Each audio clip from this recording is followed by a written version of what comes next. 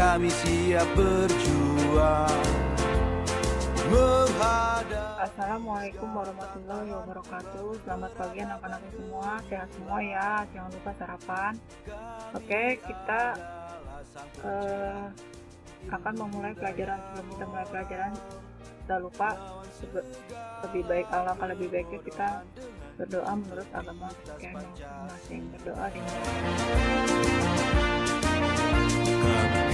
Kesebelasan doa selesai. Intelektual Materi kita yaitu mengenai masih tadi menganalisis pemasaran produk. Yang kemarin Ibu menerangkan tentang pemasaran, strategi pemasaran, jenis pemasaran, fungsi pemasaran, dan lain-lain ya. dengan rahmat Tuhan yang Maha Esa. Yang pertama, kita lanjut sekarang. Konsep strategi pemasaran. Di sini segmentasi pasar, artinya sebagai pelaku bisnis kita harus mengklasifikasikan market sesuai kebutuhan pelanggan. Antara satu pelanggan dan pelanggan yang lain beda. Misalkan ibu rumah tangga dan anak remaja kebutuhannya pasti beda.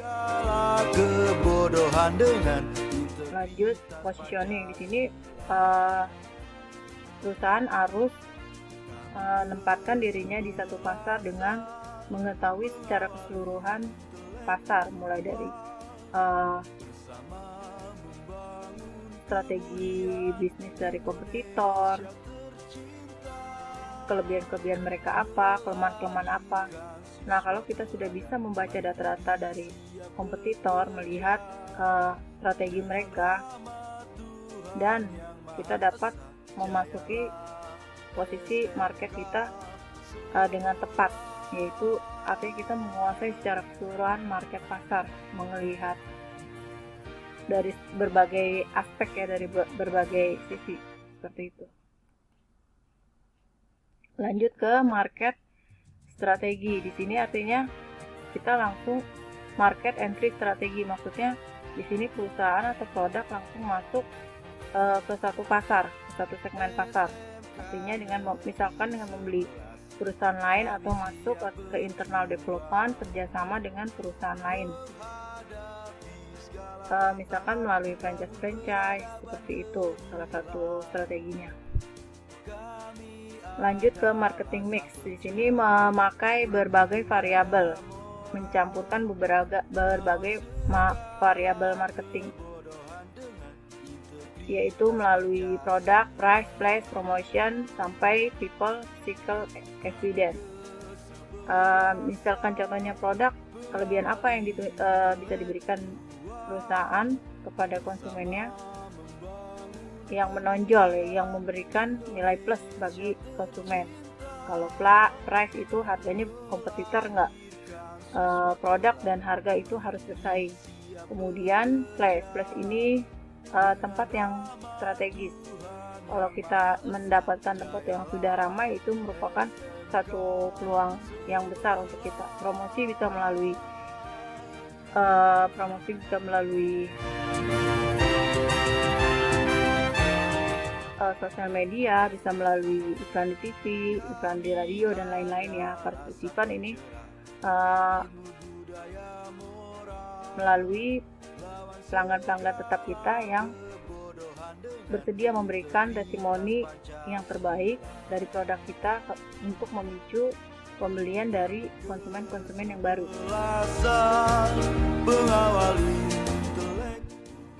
Lanjut ke strategi pemasaran produk. Yang kelima yaitu timing strategi, artinya di sini kapan satu produk itu diproduksi, waktu yang dibutuhkan itu harus sesuai dengan jumlah yang diproduksi, barang yang diproduksi, waktunya kapan, produksinya berapa. Misalkan satu produk itu diproduksi untuk momen-momen tertentu, momen lebaran seperti mukena, sajadah, pakaian muslim, baik wanita maupun perempuan, anak-anak. Lalu misalkan di musim-musim tahun ajaran baru, untuk kebutuhan ATK biasanya diproduksi lebih banyak karena permintaan lebih tinggi seperti itu. Tugas pemasaran di sini mulai dari memperkenalkan produk. Perusahaan diberikan waktu untuk menciptakan dan mengenalkan produknya kepada masyarakat. Nilai plusnya apa? Memenuhi target penjualan nggak nih? Dari awal sudah diproyeksikan target penjualan berapa, tercapai atau tidaknya, seperti itu. Kemudian memastikan kepuasan konsumen adalah satu faktor yang penting. Dengan kepuasan konsumen terhadap produk kita, mereka akan loyal terhadap produk-produk perusahaan kita dan akan terus membeli repeat order yang berkesinambungan. Kemudian strategi lanjutan, di sini maksudnya strategi lanjutan bila satu target sudah tercapai, target A sudah tercapai, lanjut ke target B. Apa yang perlu dilakukan untuk mendapatkan profit yang lebih besar lagi di target yang selanjutnya, itu dengan strategi-strategi yang sudah ada sebelumnya. Kemudian bekerja sama dengan mitra, hubungan baik dengan pelanggan maksudnya nih dijaga ya. Kemudian rekapitulasi penjualan ini data-data penjualan dari bulan ke bulan, dari tahun ke tahun, ini bisa dipakai sebagai acuan. Kalau misalkan datanya itu benar dan rapi, itu akan memberikan input yang baik untuk menentukan strategi pemasaran yang akan datang. Lanjut ke konsep penjualan atau selling konsep, ini berfokus pada produk ya. Kalau yang konsep pemasaran ini, marketing konsep ini lebih berfokus pada kebutuhan dan keinginan konsumen. Lanjut ke konsep pemasaran sosial. Artinya produk yang dibuat oleh satu perusahaan harus memberikan nilai plus untuk masyarakat, tidak merugikan.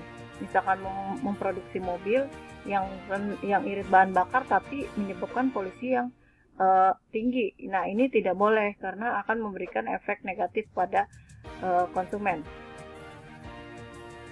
Masuk kita ke segmentasi pasar. Ada yang kurang jelas tadi yang sebelumnya Ibu jelaskan, kita lanjut ya ke kriteria segmentasi pasar. Measurable artinya terukur. Segmentasi pasar di sini harus terukur ya secara dan logis, secara masuk akal.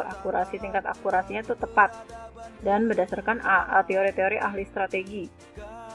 Apa yang harus dilakukan, bagaimana, dan selanjutnya ya. Ilmu budaya moral. Lanjut ke substansial di sini, artinya kalau misalkan daya beli suatu produk udah negatif, lebih baik tidak usah buang-buang biaya pemasaran yang cukup besar untuk memasarkan produk yang sudah jenuh atau sudah tidak diminati oleh masyarakat musiman. Misalkan produk-produk musiman itu ya hanya pada saat tertentu aja, momen tertentu aja, Lebaran, Natal, tahun ajaran baru, dan setelah itu produk-produk tersebut sedikit peminatnya.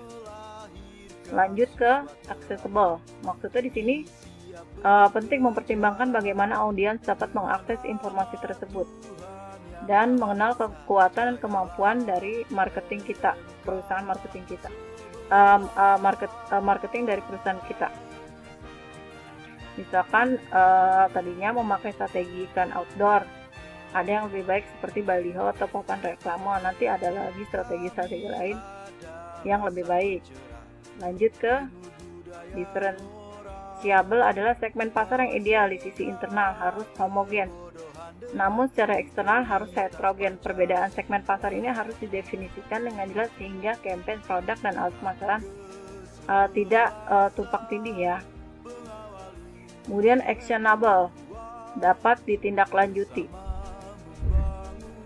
Segmen pasar harus memiliki nilai praktis, harus menyediakan data pendukung untuk posisi pemasaran atau pendekatan penjualan. Data-data di sini maksudnya harus dilihat ya, mudah diukur, ideal, dan kaitannya dengan segmen pasar. Jayalah SMK sebelah. Selesai sampai di sini. Kesimpulan yang dapat Ibu berikan yaitu pada strategi pemasaran, produk atau jasa memiliki konsep khusus sehingga dapat dijalankannya lebih terarah. Lalu yang kedua, segmentasi pasar dipraktikkan sebagian besar bisnis dalam suatu produk. Berbagai cara menyederhanakan strategi pemasaran mereka dengan membagi pasar berbasis luas ke dalam kelompok. Yang terakhir, penting bagi kita untuk memfokuskan sumber daya pada segmen pasar yang terukur. Pertumbuhan dan profitabilitasnya tinggi, baik secara langsung maupun jangka panjang. Sekian dari Ibu. Ibu harap kalian jaga kesehatan kalian, jaga kebersihan kalian di rumah, di kamar kalian. Tetap semangat menjalani masa pandemi ini. Semoga kita dapat survive dan pandemi ini cepat berlalu ya. Selamat belajar untuk anak-anakku sekalian. Ibu ucapkan terima kasih. Assalamualaikum warahmatullahi wabarakatuh. Indonesia.